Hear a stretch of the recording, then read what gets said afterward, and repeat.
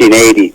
After he was elected, it was kind of closed up in chloroform, and it laid around gathering dust for many years until I brought it out of retirement, dusted off the mothballs, and hired expensive lawyers and accountants to bring it back as a pack, as a C4, is a C3 and a C4. So it's fully functional now in all iterations as a political organization. And so we've been slowly, bringing it out. Of course, like you, I've been awfully busy. Besides just having a new grandbaby, my first grandchild, I'm in the middle of writing another book. I've written now 4 books on Reagan. I wrote a New York Times bestseller December 1941, and now I'm writing a companion book to that, April 1945, plus running Shirley McVicker and the various accounts there, and lecturing and discussing and doing interviews and things like that. So, but when I saw that she had come out with this enemies list, and she was going to use it to torture former Trump administration officials by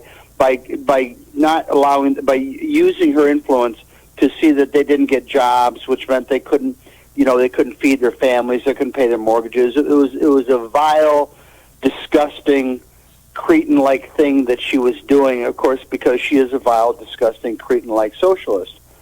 But it also happens to be highly, highly illegal, and because she is her IQ is somewhere between Rain Man and Forrest Gump. She did not know that it was highly illegal. It's called tortious interference. Tortious interference has been on the books, American jurisprudence, since before the American Revolution. In fact, it dates back to British common law. Tortious interference is illegal to interfere in the private commercial affairs between one party and another.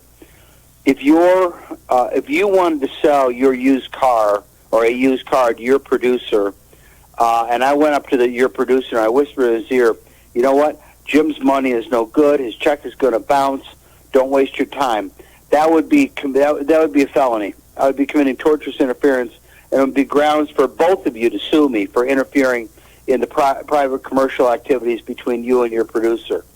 And so when she went public with this program, this heinous program to try to commit torture against these Trump officials who were going back in the private sector, I consulted the attorney for Citizens for the Republic, and he guided us on writing a press release to advise her that the very first person in the United States of America who was denied a job because of her activities, we would sue her for damages, for breaking the law, for being a felon, and sue her for damages, and we would just run roughshod over her quickly, because the national media is so corrupt these days.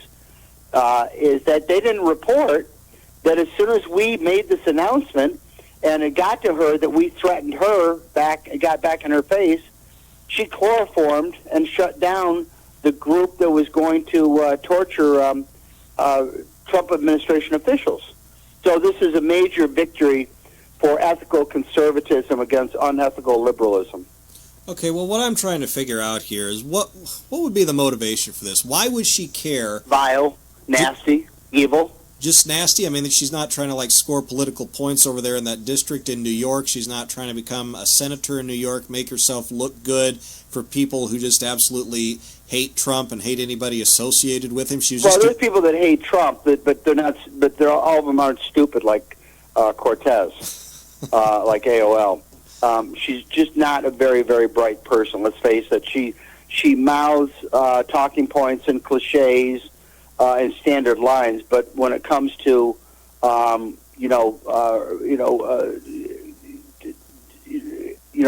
deep thinking or rational thinking or any type of thinking that involves logic or intelligence, she's lost. Gee, many Christmas. Well, once again, I'm being joined by... But she's a member of Congress. What do you expect? Jim, what do you expect? Mark Twain once called Congress America's only native criminal class. Okay, well, that's not totally wrong. I think he was the master, wasn't he? Well, Will Rogers said something about Congress is about like a baby. I mean, something goes in and it comes out the other way. Ronald Reagan said it. Ronald Reagan said that too. Congress is like a baby with no with an unstoppable appetite at one end and no decency at the other end. Okay, I thought that was Will Rogers that said something like that, but yeah. Well, he may have said it first, but Reagan also said it. Well, okay. It's a good line, so we'll give them both credit. All right, well, they're both old-time Hollywood guys. Yeah, they may have stolen... that's right. Yeah, sure. They may have stolen ideas from each other. Well, this is fascinating that Alexandria Ocasio-Cortez would try to pull something like this, first off, and secondly, it's just amazing that the national media, or even media in general, would not get on her case over something like this. They wouldn't make this a big scandal. They're in league.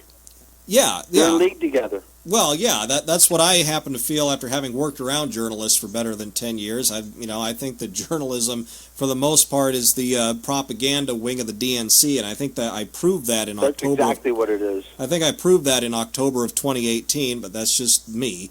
Anyway, with the prospect of Joe Biden becoming president of the United States, probably emboldening liberals, and, I think that there was more than just a little bit of corruption in this last election. Joe Biden becoming president of the United States, thinking that, liberals can just get away with whatever they want.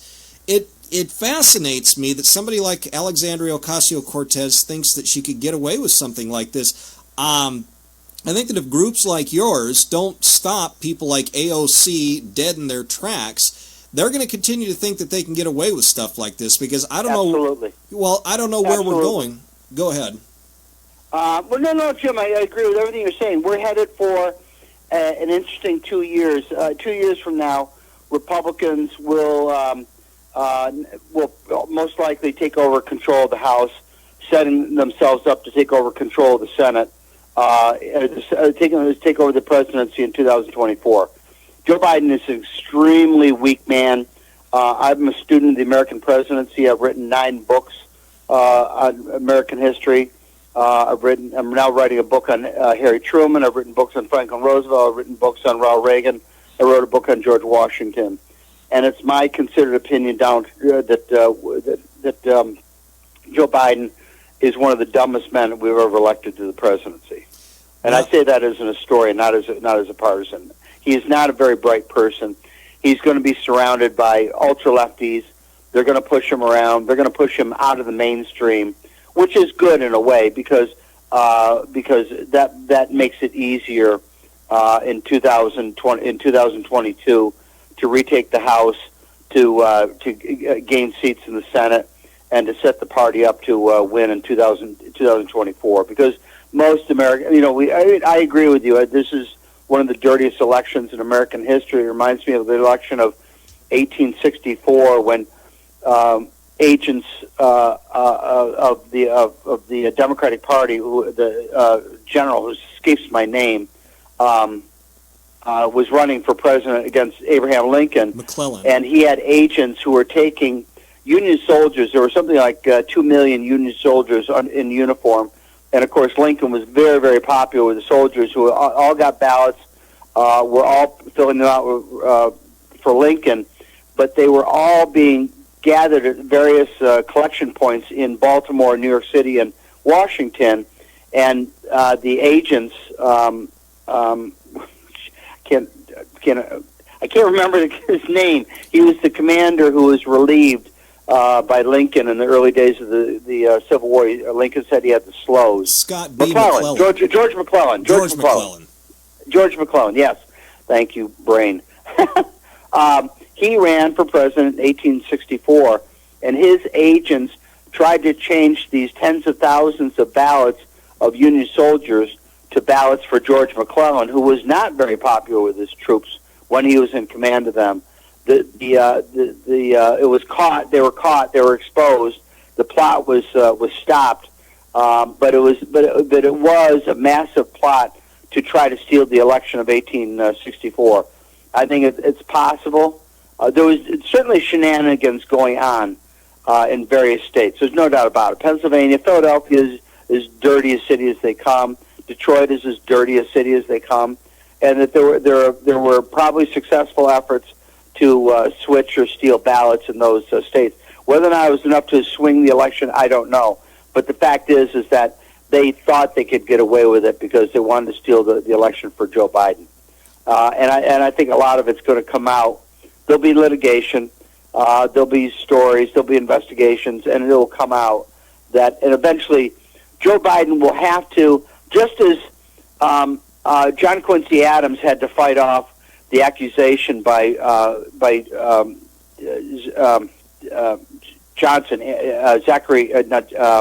Andrew Jackson of the corrupt bargain in 1824, is that Joe Biden is going to be known for the next 4 years as the thief in chief, and he'll have to fight that off for the next. And that'll be an effective tool to use for Republicans to use in the next 2 years to charge the Democrats with corruption. Well, you said that you're a student of the presidency. I'm a student of the presidency, too. And one thing that I'll tell you is, you talk about setting up the Republicans for 2024. I know there's already a balloon that's gone up that says Trump 2024, so people are already excited for Donald Trump to be the next Grover Cleveland. But, that incumbency, as you said it, Joe Biden puts his foot in his mouth quite a bit, and now he's already talking about a national mask mandate and some of these other far-left things, so I don't think that you're totally wrong, but, the incumbent president usually does not lose, which is one of the reasons that I happen to think that there was more than just a little bit of shenanigans going on in this. If you're the incumbent president, there's no challenge to your party's nomination, there's no third-party challenge. Usually not. But when you're an incumbent and you're challenged, you often lose in the general election. You're weakened. Jimmy Carter was weakened by Ted Kennedy's challenge in 1980. William Howard Taft was weakened by Theodore Roosevelt's challenge in 1912. Perfect examples. Yes, right. Yes. So Joe Biden, if he doesn't move enough to the left, he'll have a primary challenge. And it's not impossible for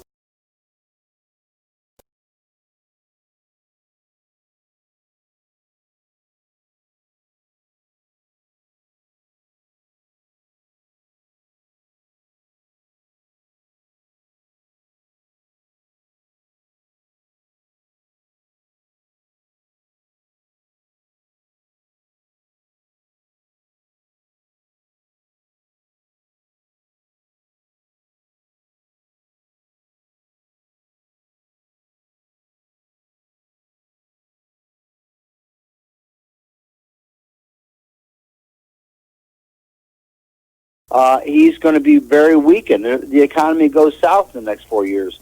Is that if he can't handle COVID, he's going to be? I predict he'll be a very weak president, and that will set him up for a possible defeat in 2024.